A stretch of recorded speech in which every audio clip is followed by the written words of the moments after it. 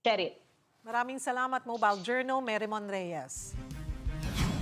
Naghain ng mga amendment ang National Parent and Teacher Association o NPTA sa kasalukuyang PTA guidelines. Sa ilalim ng mga ipinanukalang amendment, mas palalakasin ang partisipasyon ng mga magulang sa paggabay at pagbabantay sa mga bata. Ayon sa NPTA, mas madalas na nangyayari ang mga insidente ng bullying sa mga unang linggo ng pasukan. Kaugnay niyan, makakasama natin si Ginoong Wilfredo Rodriguez, ang presidente ng National Parents and Teachers Association. Magandang tanghali po sa inyo, sir. Magandang patanghali, Ma'am Cheryl. No? Salamat po sa muling imbita.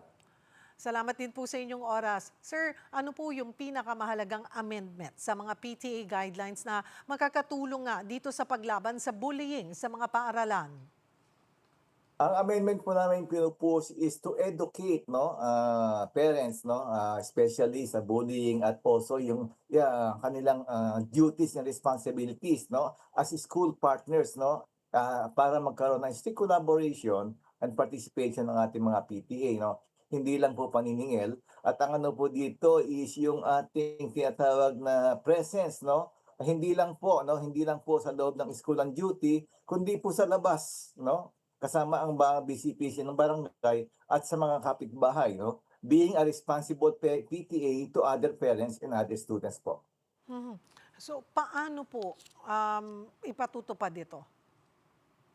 Actually, nagpasa na po kami ng aming proposal kay Secretary Angara last Tuesday about sa aming mga seminar, At we're going to have a 3-month seminar plus National PTA Summit and PTA Caravan nationwide. Ang mga PTA po ngayon hindi lang po dapat po matuto, kasama po sa kanilang duties and responsibilities na alam po yung batas at yung ating pong mga PTA duties. So pupunta po sila sa loob ng eskwela, hindi na po pwede cellphone. Kung gusto talaga po nila maging PTA officer, there must be educated. Dapat alamin nila kung ano po yung mga dapat gawin. Kasama po yung aming mga guidelines na ipinapropose po sa ating DepEd. Nabanggit na mas madalas nangyayari daw yung bullying sa mga unang araw o linggo ng pasukan. Ano yung mga karaniwang sanhi nito? Actually po, kung makikita po natin sa nangyari dito sa Cavite, from yung grade 8 po galing sa kabilang eskwelahan, then nanaksak po ng mga bata sa grade 5. Ang ano po dito, ang findings po namin dito is yung tinatawag na parang may mga mental problem po yung iba, no? Kasi kumbaga at ang ano po dito, yung mga galing bakasyon po and then papasok at may mga problem po na nakaraan at tawag dito psychological problem po yan ng mga bata at mental health problem po. Gaano ho kahalaga nga itong aktibong partisipasyon na ng mga magulang, mga guro at mga opisyal ng PTA sa mga webinar na ito? Actually po talaga kasi nga po wala po kasing nakalagay na duties and responsibilities yung ating mga PTA, They don't know how to report. Kung meron po silang report, hindi po iniintindi ng ating mga legal, So we have a problem with the legal, Ang ano po dito, for example po may mga nagpangyayari po sa loob ng school, hindi rin po nare-report at hindi rin po nabibigyan ng aksyon dahil kulang po ang ating mga guidance officer at ang ating mga teacher ay sobrang busy. We can use the PTA, Ang karamihan po ng ginagawa namin po dito sa Pasay, for example, po may problema po ang isang magulang, ang isang bata, at kung nireklamo po nila ang school, so PTA na po ang maharap. PTA to PTA and then they can resolve. Ang ito po kasing duty ng PTA is to help, To help the school. Hindi lang po sa paniningil at fundraising. At kung meron pong fundraising na sinasabi, hindi po nanggagaling yan sa PTA. Yan po ay nanggagaling po sa ating instruction ng ating mga faculty heads at ating po mga principal at saka SDO. So wala pong kakayahan ang ating mga PTA to do a fundraising na kung wala pong permiso at hikayat ng ating mga DepEd official. Sir, madalas nating marinig po sa bahay nagsisimula ang edukasyon. paano ba dapat magtulungan yung mga magulang at mga guro upang mahubog ng mabuting pag-uugali ng mga bata at maiwasan ng bullying? Actually po sa panahon ngayon 'no, makikita po natin ang mga magulang 'no, busy po 'yan, yung iba nagtatrabaho, especially sa grassroot 'no. Ang ano po dito 'no, ang nakikita po naming solusyon is for the PTA 'no, to serve as a parent ng ating mga bata na walang, panahon sa mga magulang na walang panahon sa kanilang anak. And also 'no, ang sinasabi nga natin, it takes a barangay 'no, to educate the child. Also it takes the community and maybe we can take the PTA to educate the parents to educate the child. Kasi nga po 'no, karamihan po sa aming mga lugar sa aming mga tinatawag dito frontline 'no, kami po yung laging nasa harap 'no. Ang ano po dito is talaga pong kailangan po namin na ma-educate yung ating mga parents on the importance of education at ang napapana po yung, resolbahin yung ating mental health problem ng ating mga bata. At ang ano po dito ano, kung makikita niyo po ano, being a street kid, by experience po, nakita ko na po ang kapagka pabaya po ang magulang, wala pong panahon ng magulang, wala pong pupuntahan yan kundi po yung ating mga tinatawag nating mga masasamang elemento, barkada. So, there's a need to participation din ng mga barangay. Kami po sa Pasay 'no, what we do kapagka meron po kami nakikitang naka-uniporme, nag-iinuman, nagtatambayan, nangingigarilyo, sinisita po namin 'yan at nire-report po sa school. Sana po gano'n din po yung ating gawin.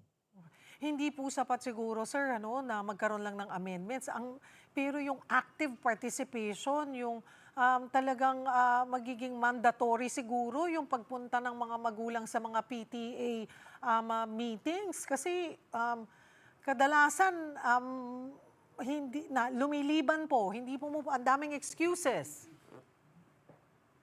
Yes po, kasi nga po 'no, takot po ang mga magulang pumunta sa ating mga PTA meeting dahil po lagi po kontribusyon 'no, at kakulangan ng school, yung mga fundraising, yung mga cleaners. So, puro singilan po ano, hindi po nila dito po sa Pasay sa'min ano po, talaga po 100% ng aming mga parents ay nagpupunta sa school.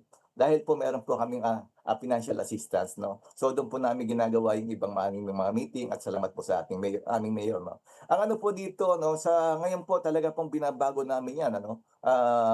At tulad nga po ng aming meeting ni Secretary Angara, which is very mabilis po ano. Naglabas po kaagad sila ng zero tolerance 'no, at especially yung mga reporting 'no, dapat po talaga hindi na po magkakaroon ng points kapagka ni-report 'no. Ang ano po dito at sa ngayon po we are pushing din ano, meron kaming nakitang isang ano, kailangan talaga for example po sa nangyari dito sa ating Parañaque 'no, sexual, harassment sa isang bata na nasa video. Ang nakita po namin diyan ang pangyayari po sa loob ng school 'no, alam na po ng mga principal 'yan. Ang ano po lang dito siyempre at sa aming pong panayam sa ating mga teachers, sa mga estudyante, takot po sila na mag-report at magsalita dahil nga po siyempre po sila ang babalikan. At tulad po ng mga magulang kapagka sila po ay nagreklamo sa teacher, takot po sila na balikan yung kanilang mga anak. At ganito rin po ang nangyari sa ating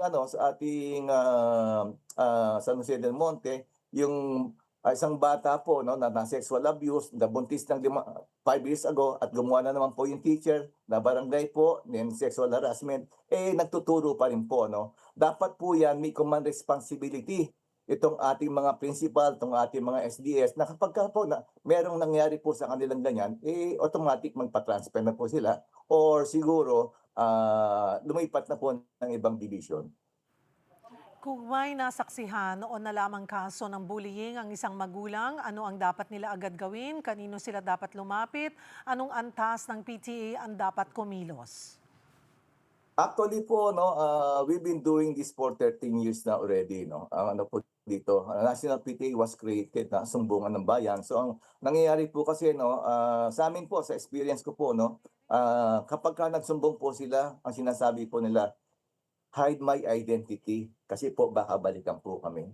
At ang ano po dito, nangyari na rin po 'yan. So marami na po akong napuntahang mga school and then pagdating po, inaayos lang po ano, inaayos lang po yung ano. Tapos po walang mapuntahang reklamo ang ating mga magulang, no?